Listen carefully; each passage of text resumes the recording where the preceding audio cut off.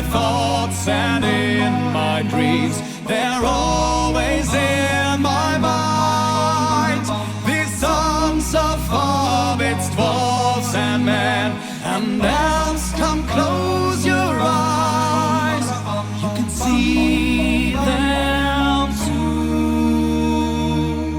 too. When you play D&D, you run into all sorts of types of people, and what I'm about to say, Oreo's curious. What I'm about to say might seem like I'm making fun of gamers in general, people who play D&D, because it's the same way with anyone in life. You run across you run the gamut of people from idiots to assholes to really great people, and so by and large, most of the people I've run into playing games, they've been great. The distinction is when you're playing games, you're spending a lot of time with them. And you're kind of doing an unusual activity with them to the point where you start to learn a lot about people. You learn about how they act by the way they roleplay, to a degree, if that's what I'm talking about. So, again, this is one example where I have to be very careful about the names, and so I'm going to try very hard to stick to my phony names. And so this is a story about a guy we will call Gary. Gary, guy was one of a kind. He was the kind of guy who, gaming was his life. And he would do it every day if he could. In fact, he did it most every day. Reason being, I believe he was on disability. So he was kind of on a federal disability check. And so he really had nothing much to do except hang around the house and write. So he did a lot of writing, he did a lot of researching. He still held down like a job as a consultant for such and such people. But the guy was going stir crazy. He was going stir crazy constantly, and so the guy really liked to write up campaigns. So all the time this guy was at the game store, he was playing card games, he was playing D&D, mainly D&D and stuff like that. He was also a huge fan of Deadlands. Would play it all the time if he could, and he was always trying to badger people to let him run a Deadlands game, and so he actually had like 2 or 3 going on a week.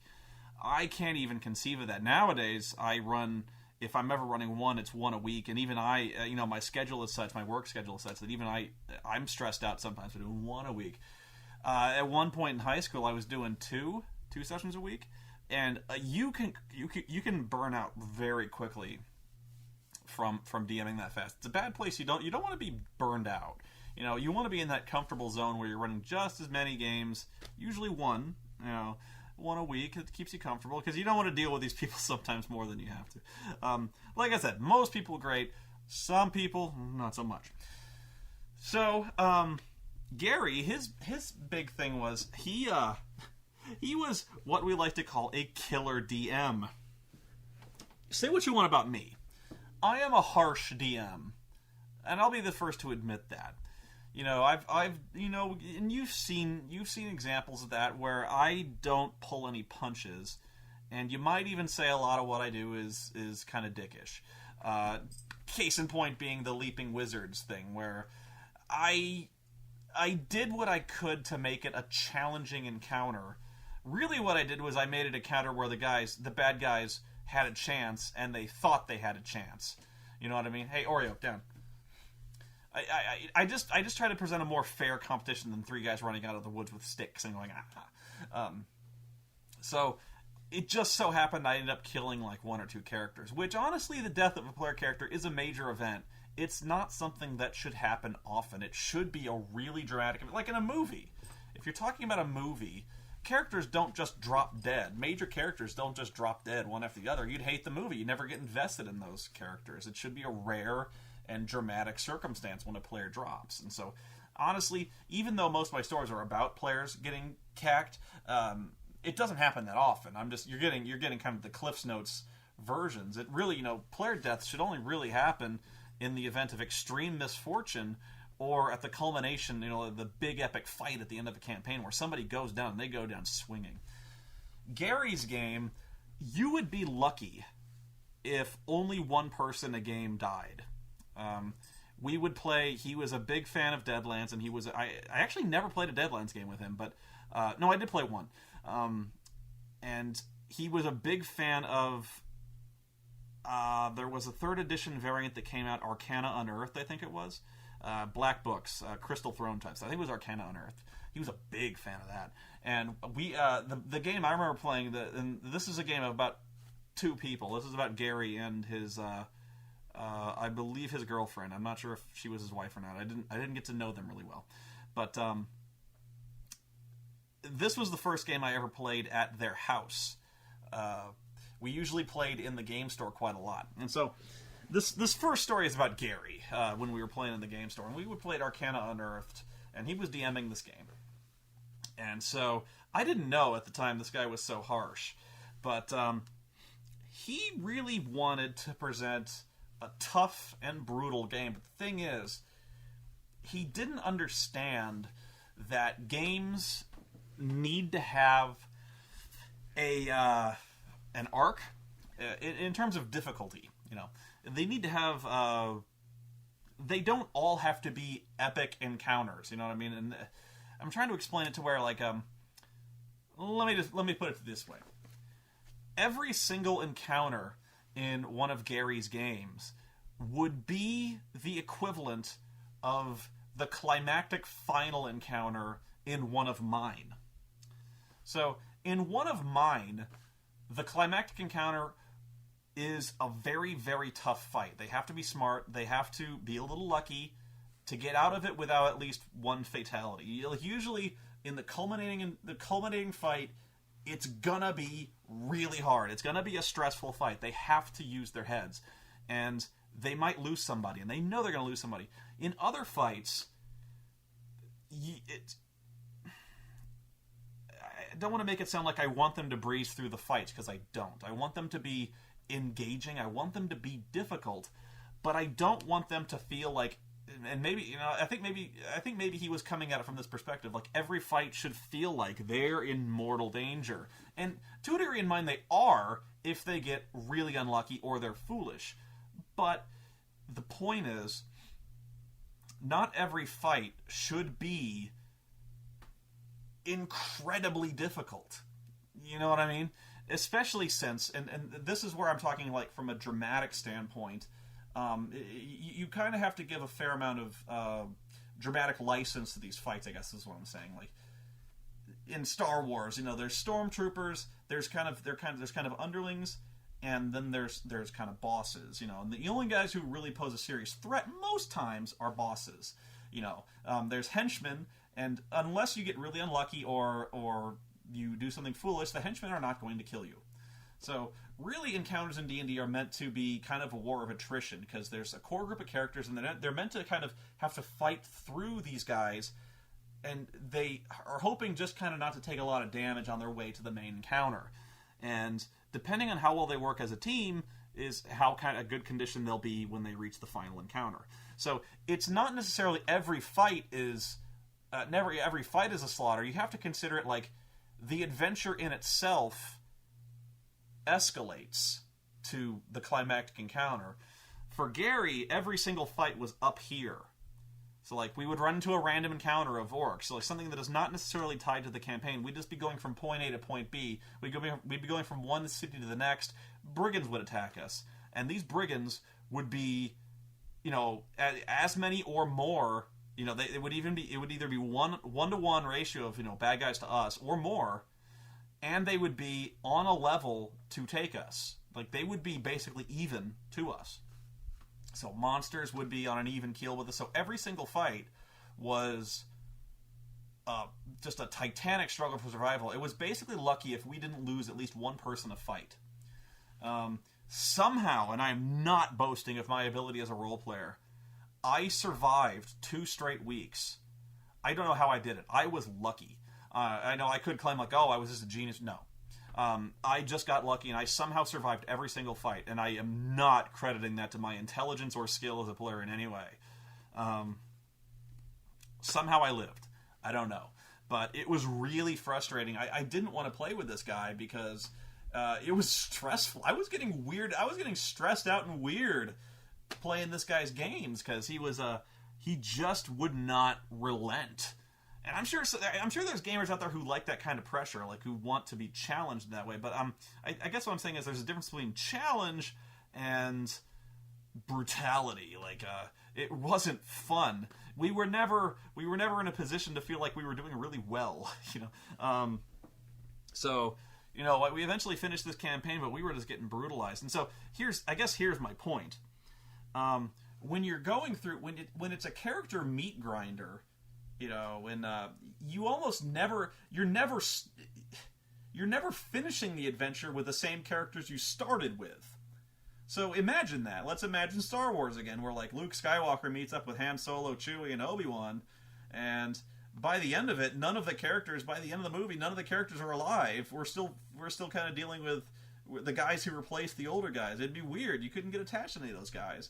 So like, you know, you can't tell a story with the substitute characters who come in to replace the guys who started the job. You know, it reached a point where, you know, the guys who were hired to do this job for Gary's adventure, none of those guys were alive except me. You know, so it's really impossible to tell a dramatic story when people are dropping like flies. And, you know, knowing his gaming style, you would never agree to do a job. You would never agree to go adventuring because you were going to fucking die. You know, I guess, you know, adventures are supposed to be kind of a cut above the normal guys to where, like, they're kind of specially qualified to handle most threats. I don't... Am I saying clear at all? Anyway. Now, the story I'm leading to, that was not the story. The story I'm leading to is this guy was a wreck. Really, from a personal standpoint, this guy was an absolute disaster. He was just this kind of guy who... he lived in this world. He kind of had this headspace where...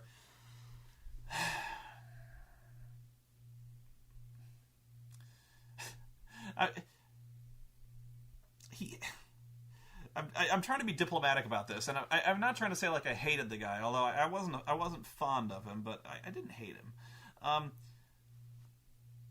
Just certain things, he didn't perceive the world as other people do, and really this is a story of he was in my Thieves World game, and he dropped out after a short while, and I don't think I mentioned up to this point because he was only in for like a couple of weeks, and we essentially kicked him out because he was such a flake when it comes to showing up on time.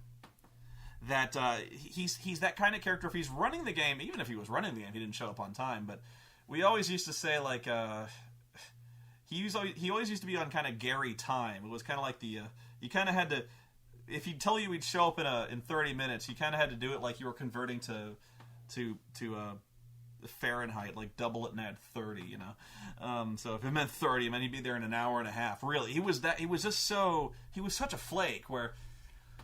You know, he would show up late and he'd call you, and he would tell you he'd be there, and even when he told you he'd be there, he'd still be there an hour later. You know, complete disrespect, and it never sunk into this guy that, you know, people got things to do, especially in this day and age, more so than it used to be. But people got schedules. You know, it's very hard to find a group of people that can take out a 5 or 6 hour block of their time and meet in one place. So you got to be careful that you show up on time. It's just common respect and courtesy for the other players that you show up on time and you show up ready to play.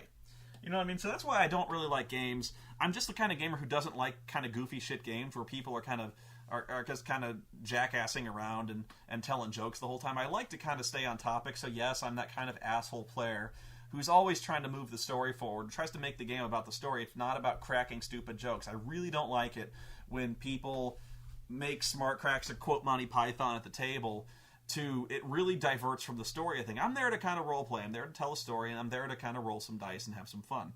And now, that's not to say I don't ever joke at the table. That's not to say there's not a place for it, but there comes a time when you really want to get invested in the story, and I'm that kind of player. So, that's why I don't join certain games. I don't like comedy RPGs because those are kind of all about making those kind of jokes, and that's just not my style.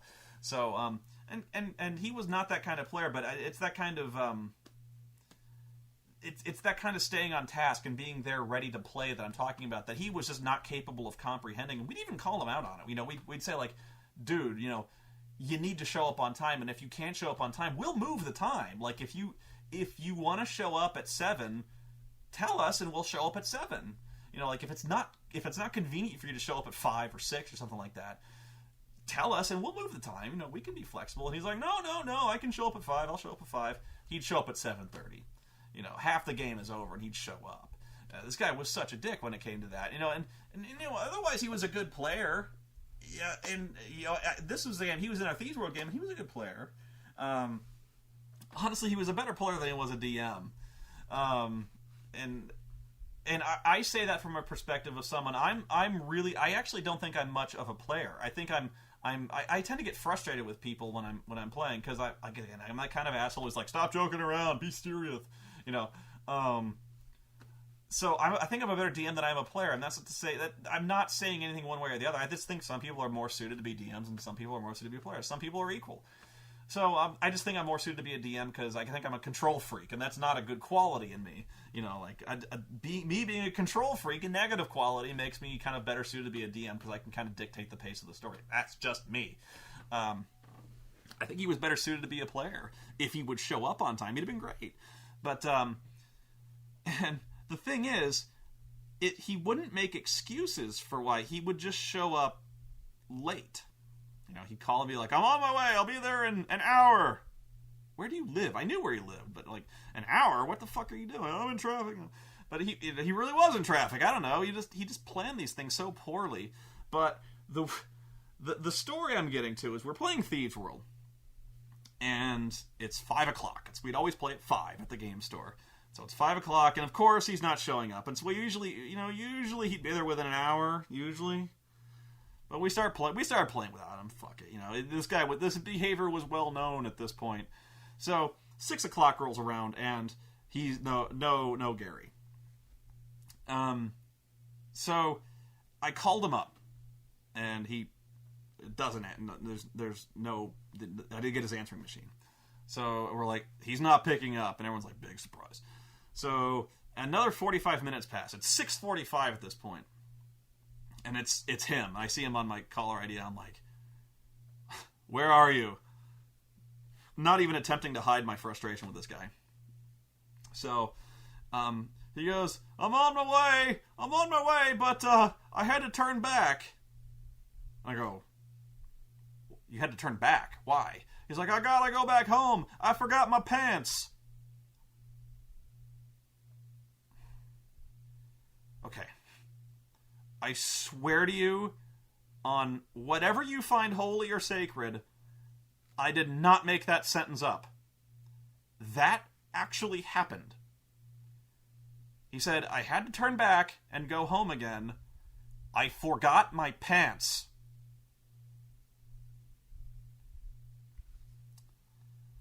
I'm on the phone at the table, and I'm dumbstruck by this. And I'm like, and everyone notices, like, my jaw just, it's such a stupid statement. It was so stupid that all I could do was repeat it.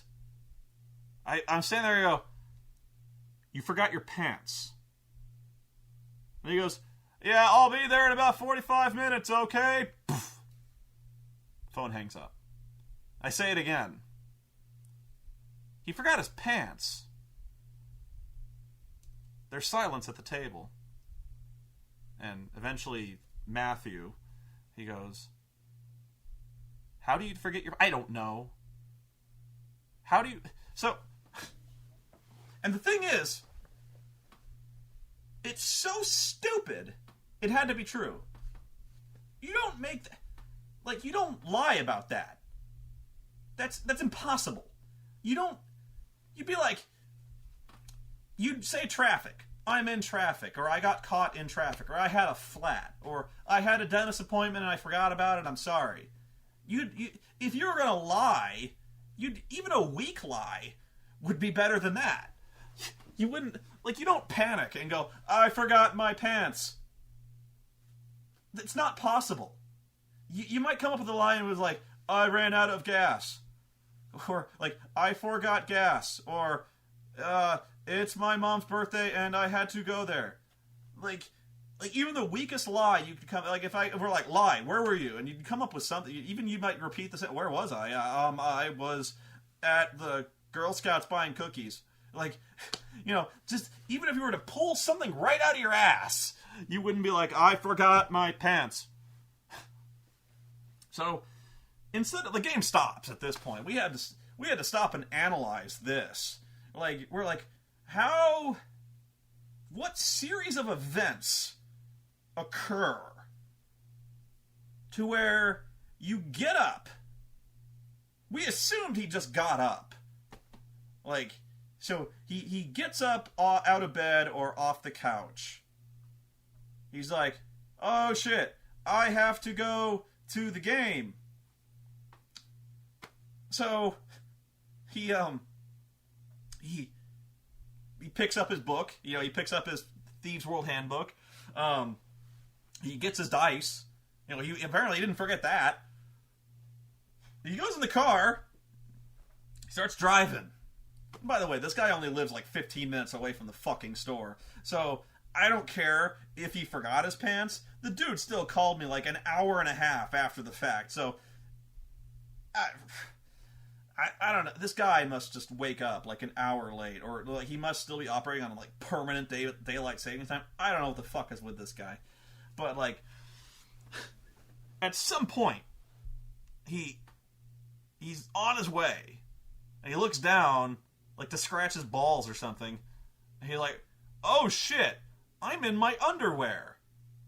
Let's just hope, for sanity's sake, he was wearing underwear at this point. So we didn't forget that. He's like, oh shit! No pants! I better go back. Thank God he decided to turn back. God, can you imagine if he never noticed, he just fucking walked in his underwear? Whew! Man. This fucking guy. He forgot his pants. And I called him up. I was like, you know what? I had enough of this guy. So I called him up, and he's like, yeah, I'm on my way. I got my pants. And I go, dude, you know what? Why don't you just go home? Again, I'm not even really attempting to hide my frustration. I was like, if you can't show up on time, you need to at least tell us, or just not come. And he's like, it's okay. I got my pants, though. My wallet was in them. And I'm like, So then I'm thinking, like, the only reason he turned back was to get his wallet. And I'm like, no, just, we're already started, and you might as well just not show up, because if you show up, we're just going to be mad at you. And I'm really trying to be polite. I'm frustrated, but I'm really trying to be, I'm like, you know what, dude? If you can't show up on time, just don't show up. And this is not something I cracked out on this guy out of nowhere. This was going on for a month, 2 months. We even had like an intervention with this guy, or like, the first week we ran Thieves World, we're talking to him, we're like, you gotta let us know, when do you want to show up, like what time would be good for you? And he's like, 5 is fine. Fuck it. And we're just like, just don't come. So like, that was how he got kicked out. But for some reason, somehow he was still very friendly with us. Like, I think it was just the fact he didn't have any other people to play with, that, he was just this kind of guy who gaming was all he had, so like, and I didn't hate the guy. I didn't. I just wish he'd show up on time. So, a few months pass, and he wants to run Arcana Unearthed. And I go, I don't know, man. I'm surprised he called. I'm like, I don't know, dude. I kind of had issues. And he's like, I know. And he's like, I know, but it's okay. How about we run it at my house? And I'm thinking like, okay, because I really was kind of jonesing for a game myself. And this was before I really knew he was that much of a killer DM. So when I met, I kind of badgered him into playing. I didn't know what kind of DM he was. This was the first time I really found out what kind of DM he was. So he's like, I figure now, if he's playing it at his house, he can't possibly show up late. He lives there. So, this was my train of thought. Like, I was like, I was like, if it's at his house, he can't be late. At worst, like, if he's asleep or something like that, because he works from home, if he's asleep, I'll ring the doorbell till he wakes up. It's time. Hopefully he'll remember his pants if he's at home. Like, the doorbell ringing will be like, oh shit, I need to wear pants. So, like, okay, so I agree, and I roll up a character, and sure enough, he's on time. So, he was on time every time. That was the solution, really, was show up at his place, and he was presentable. He was okay. He was a fucking killer DM, but that was the second problem I had with him. That was something we could talk about. That was just a storytelling perspective. We could kind of get together. But yeah, he wore his pants, which I didn't think I had to take for granted, wearing pants, but whatever. And he showed up on time, and so things are going at a pretty good clip. And then I meet the wife or the girlfriend. I can't remember which. And honestly, I can't remember her name. It was some kind of flower. I don't remember. And so this person, honestly, she was a terrible role player. She made things instantly awkward, like absolutely awkward, to the point where she would make the first character she played was she played this. Okay, I'll just say it. She played this really offensive stereotype of basically a really offensive gay stereotype, where he was, I don't even know what the goal was.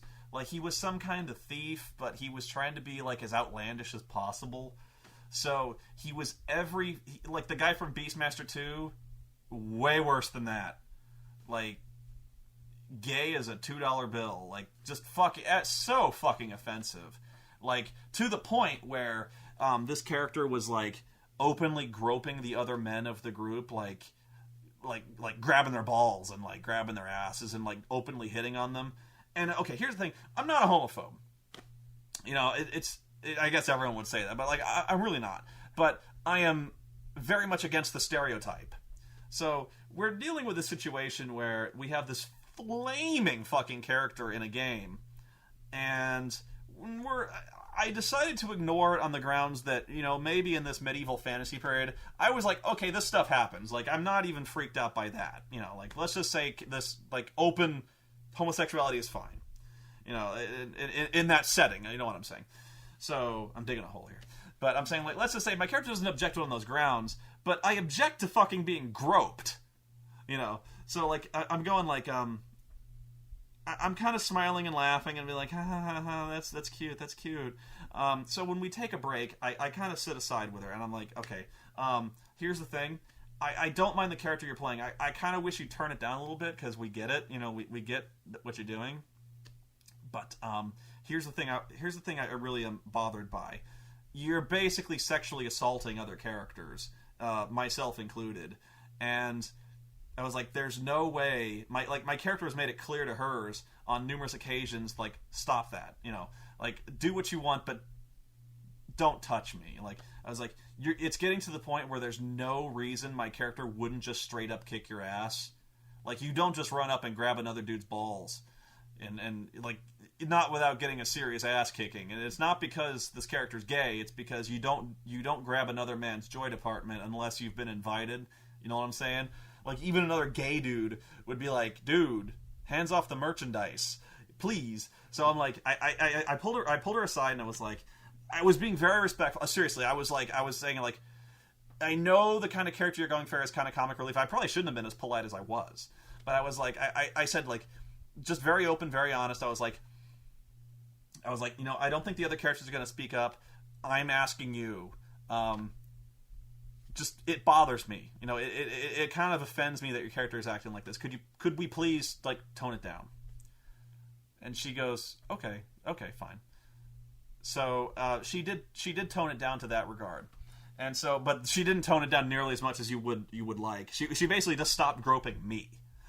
So and I don't know what her deal was. Really, I even said, like, I get what kind of character you're going for. I didn't get what character she was going for, because she was doing, like, she was just outright offensive with this character, and I'm not the kind of guy who even has a thin skin about this kind of thing. If I'm saying it, it was over the fucking top.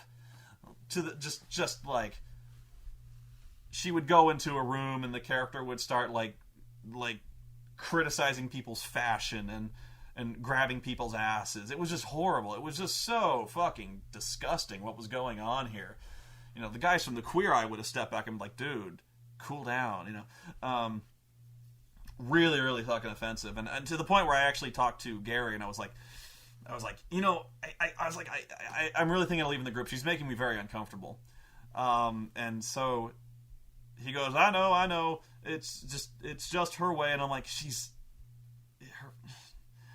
can you talk to her, please? And I felt horrible. I did. I felt I'm the kind of guy who it seems like I really revel in causing a scene, maybe, or offending people. I don't. You know, I'm actually very worried about what people think of me all the time. I'm very shy when it comes to that. So when I actually have a personal issue with somebody, I don't like to confront them with it. And I'm very afraid I'm going to offend people. And I was really thinking, I mean, there's no way you talk to somebody and be like, this character you're acting is fucking disgusting. It offends me on like a very base level. You got to stop. But I eventually had to pull him aside and was like, I'm really getting offended here, and to the point where I'm very uncomfortable being here.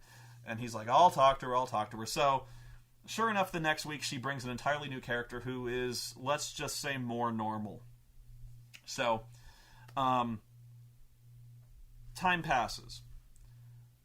And we're playing in Gary's living room, and Gary calls a break. He's like, I gotta get a drink.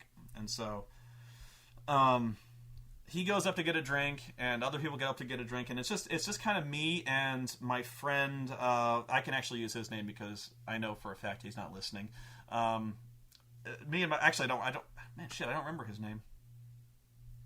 I don't remember his name, but he's sitting there and he's kind of with me on this thing where he was kind of my partner in crime on this. And I'm sorry, I can't remember your name now, but he's kind of my partner in crime, and he's sitting in his chair, and he's a lot quieter than I am, but he was just kind of in it for the ride. You know, he couldn't believe the way she was acting with this gay character, but he was like, you got to talk to her, like, you know, he was not willing to fall on that grenade, so to speak, and so he was kind of egging me on. You got to go talk, you got to do this, but like, okay, so time has passed. Everyone's kind of getting up. It's me, her, my friend, and my other friend Dominic, who so Dominic is like, you know what, I got to go to the bathroom. So Dominic gets up and he leaves the room. And this woman, I swear to you this happened, she watches him leave, door closes the bathroom, and she mutters, fucking wetbacks. And I'm like, what? And she goes, I hate having that fucking wetback in my house.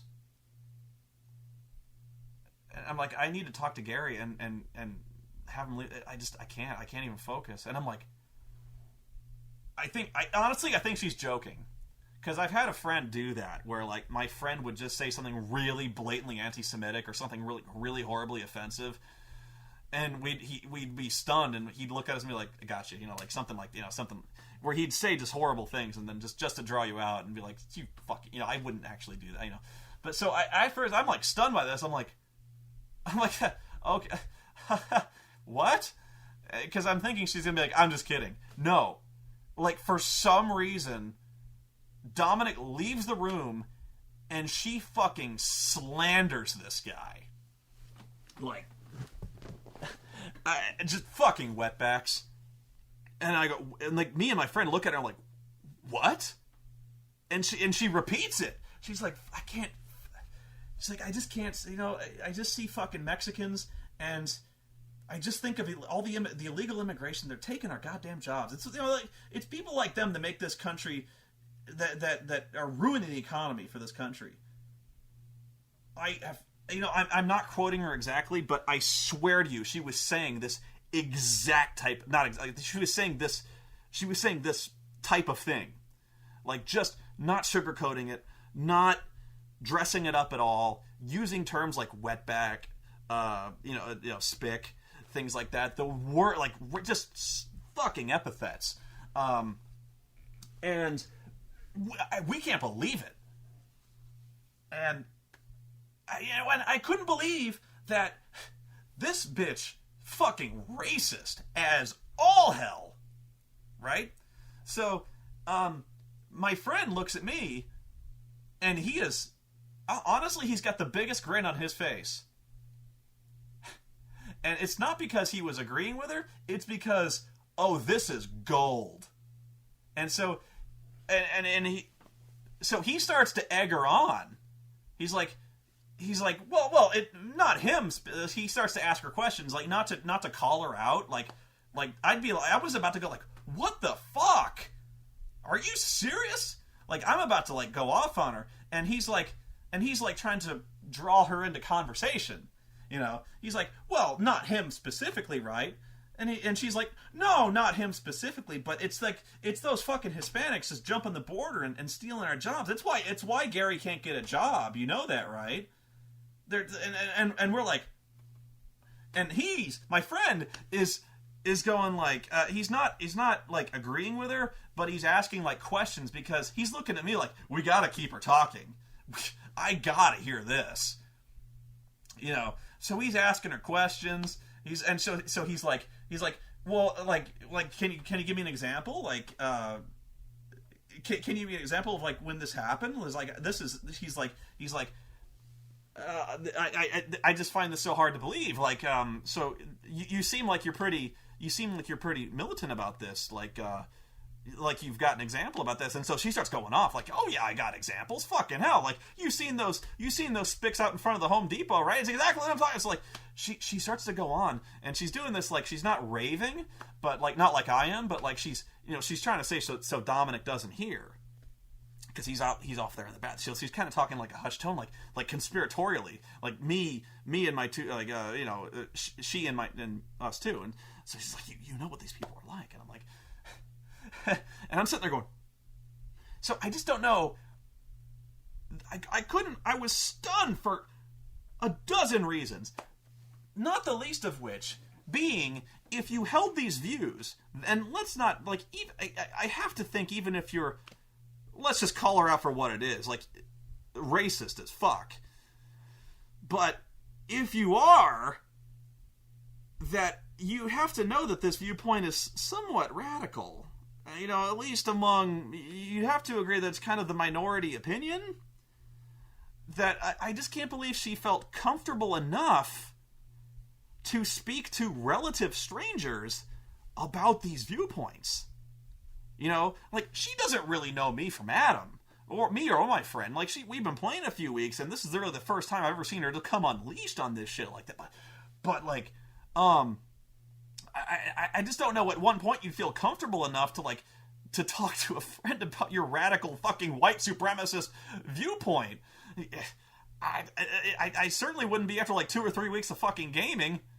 But yeah, she was like, apparently she was comfortable enough with me to just go right all out with it. Like, it's like, I'm a Nazi, you know. I don't know, but like,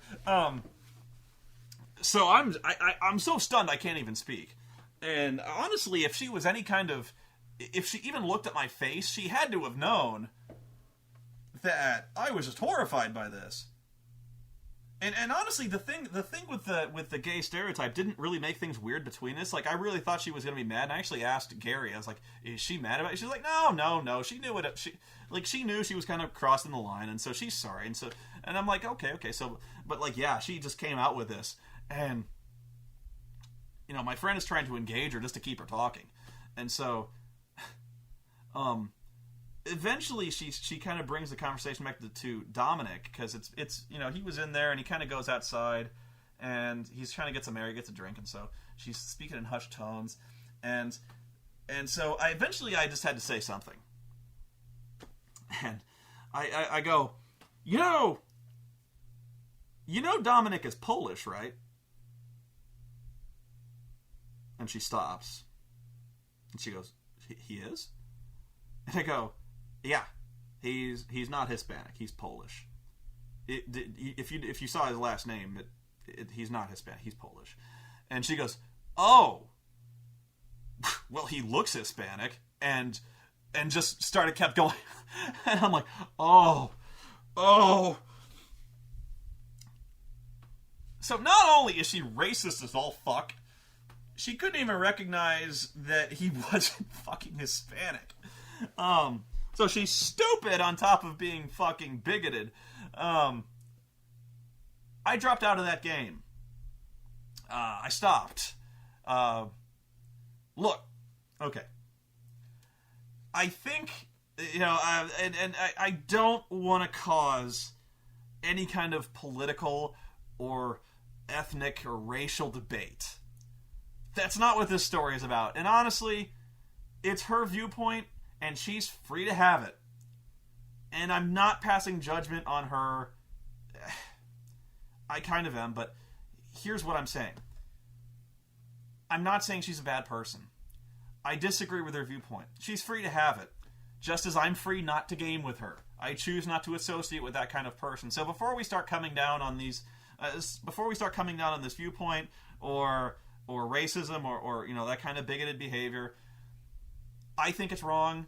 I'm sure most of you do as well. So I don't want to start this thing where you're coming down on. I don't want to start fighting. I don't want to start pointing fingers at Gary or her or anything like that. I'm just saying that you run into all sorts, and you never know what you're going to get with people, But I chose not to associate with that group anymore. That was just a wild story that I came across where, this person had this radical fucking viewpoint and just came out with it. So I don't know what the moral of that story is. I'm not even sure I should put this online, but this is definitely why I tried to cover up names, because you can definitely see why this would be offensive to some people. So I've tried to obfuscate as much as possible to not. There's no way you're gonna know who these people are. I guarantee it. But wow, there it is, right? But I don't want to start a fight over this, and I know that may not be possible. I know that some of you, like myself, were gravely offended by this kind of behavior. And I in no way endorse that viewpoint. That is not my politics at all. That's why I stopped going. But yeah, you run into crazy people sometimes, and that was probably the most extreme group of characters I ever came across in a game. Not sure how to follow up on that. I'm not sure there's a lesson to be learned from that. Not sure why I told you guys that, but this is all about some of the weird and crazy stories I got from gaming, and so there's one. I'm trying to think if there's anything else I can say about that to hopefully diffuse any potential tensions before they start. Oh, jeez. This is the kind of issue you can't really start talking about without opening up a can of worms. Let's just put it this way. I don't want to open this up to personal attacks. I don't want to open up a debate on racism or homophobia. I in no way want to start a political debate. If there is going to be a political debate on these forums, I'll shut it down. If there's going to be any kind of hate speech or people even flaming the racist people, I'm going to shut it down. Okay? There will be no personal attacks. There will be no homophobia or racism on this board or anywhere on the site. That's always been the rule, okay? I'm not opening up the floor to that because I just don't want to start it. This isn't the place where we're going to start having these debates. It's just not the forum. We're here to talk about games and have fun, and I'm definitely breaking my own rule by talking about it in this video, but this is where it's staying, okay? I'm just talking about a fucking crazy story. I in no way endorse that kind of behavior or viewpoint, but she is free to have it in this country, okay? So I'm just going to leave it at that. It's not an endorsement, but it's a fundamental freedom in this country to feel the way you want, as it is a fundamental freedom for me not to associate with that type of person. Okay? So, we're going to leave it at that. I'm going to be watching this thread close, so this doesn't go any further than it does now. I am not fucking around with this. Just don't start. If you're going to comment, you can either agree or disagree, but take it no further than that. You can share your own stories, but I don't want name-calling. I don't want racial epithets. I don't want any kind of people say, I don't want people saying like, this chick should be shot, this bitch is horrible and should be arrested. Like, no, I don't want that. I don't want to bring any political parties. I don't want to bring any kind of groups into this. None of it. This is probably a losing fight before I've even started, but I'm going to try to keep it localized, okay? I'm warning you. Do not make this a fight. If anyone starts fighting, I'm going to ban you outright with no conversation, okay? I'm sorry to come down like a hammer on this, but I don't want this place to become a political mosh pit. I just don't, okay? So, thanks for watching. I hope you enjoyed it. I hope you enjoyed the crazy story, and let's just leave it at a really funny story about some crazy people, okay? Thanks for watching.